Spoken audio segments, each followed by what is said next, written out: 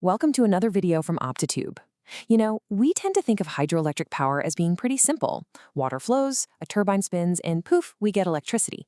But behind that simple idea, there's actually a really complex set of rules, a fascinating puzzle that grid operators have to solve every single day. So today, we're going to pull back the curtain and look at how we actually model and manage our most flexible renewable resource. It really all boils down to this one question. How do you budget a river? I mean, think about it. You can't just open the floodgates whenever you want. Water is a finite resource, right? So you have to plan its use incredibly carefully, hour by hour, day by day. That's the core challenge we're going to unpack. All right, let's dive right in. To understand the budget, we first have to understand the asset itself. Hydro units are basically the workhorses of the power grid. They are incredibly flexible, they can ramp up to full power in just minutes, and of course, they're renewable. But they have one massive catch. And that catch, that one huge constraint, is water availability. It's the whole story. A hydro unit's power is completely limited by the water it has in its reservoir. It doesn't matter one bit how powerful your turbines are if that reservoir is empty.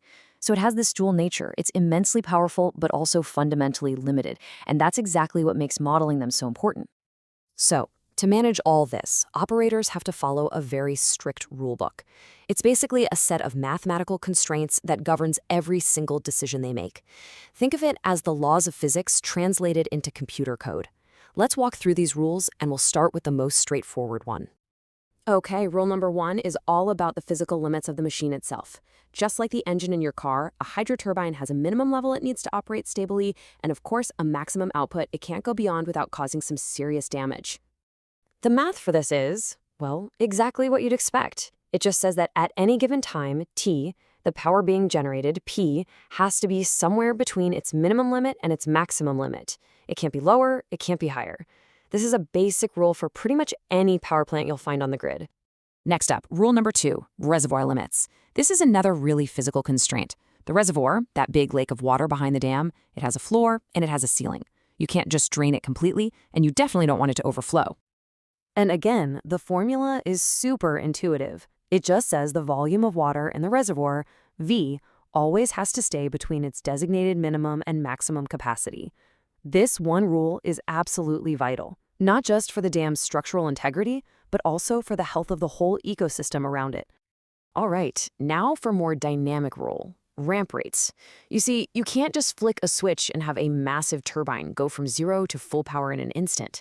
There are real physical limits on how quickly you can change the power output. Now, this formula might look a little more complex, but the idea behind it is actually pretty simple. The change in power from one moment to the next, that's P of t minus P of t minus 1, it can't be bigger than the maximum ramp-up rate or more negative than the ramp-down rate. This protects all the equipment from mechanical stress and, just as importantly, helps keep the entire power grid nice and stable. Okay, so we've covered the basic physical limits, but now we get to the absolute heart of the matter. This is the constraint that connects everything across time. And the best way to think about it is as a water bank account. This right here is the crucial point. Your reservoir isn't just some big pool of water, it's a bank account. Rain and the river flowing in, those are your deposits. Releasing water through the turbines to make electricity, that's your withdrawal. And the water level in the reservoir, well, that's your account balance. So let's build the formula using our bank account analogy. Your future water volume, the new balance, is simply your starting balance plus any deposits from river inflow minus your withdrawals that you use for power generation. You also have to subtract any spillage, which is basically water you lose if the reservoir gets too full. It's like an overflow you can't use. And that single, simple equation connects every single decision across time. It dictates the entire strategy. So we have our rule book. Now let's see how these rules actually play out when we try to schedule a hydro plant. How does a withdrawal from our water bank account actually turn into the electricity that powers our homes? Well, the link between water and power is this pretty straightforward relationship. The power you generate, P, is a product of how much water you release, Q, and how much pressure that water has. We call that H. So more water or higher pressure from a fuller reservoir means more power. And of course, that's all multiplied by the turbine's efficiency, which we call eta. And this chart shows that relationship perfectly. Just look. As the turbine flow increases along the bottom, the power output climbs right up the side. It's a crystal clear demonstration. More water out means more power on the grid. It's that simple. But here's the consequence. This chart shows our water bank account balance over several hours. You can see that every time we release water to generate that power, the reservoir volume drops. This is the fundamental trade-off of hydropower. Using water now for power means you have less water saved for later. It is a constant balancing act between today and tomorrow. So why do we go through all this trouble? I mean, why is managing this water budget so incredibly critical? Well, because in the grand scheme of the entire electricity grid, hydropower is the ultimate team player. It's all about something called hydrothermal coordination.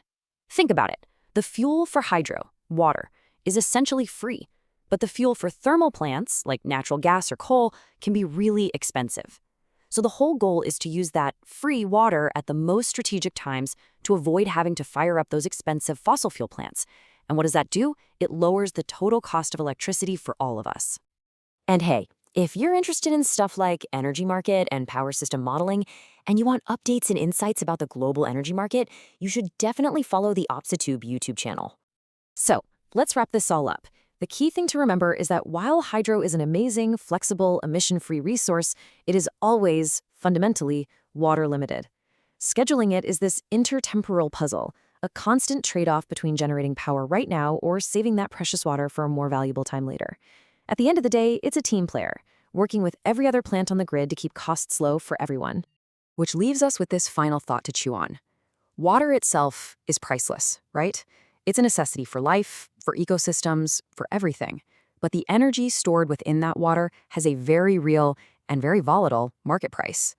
So the challenge, for all of us, is how we continue to balance those two incredible and sometimes competing values. Thanks for joining the explanation.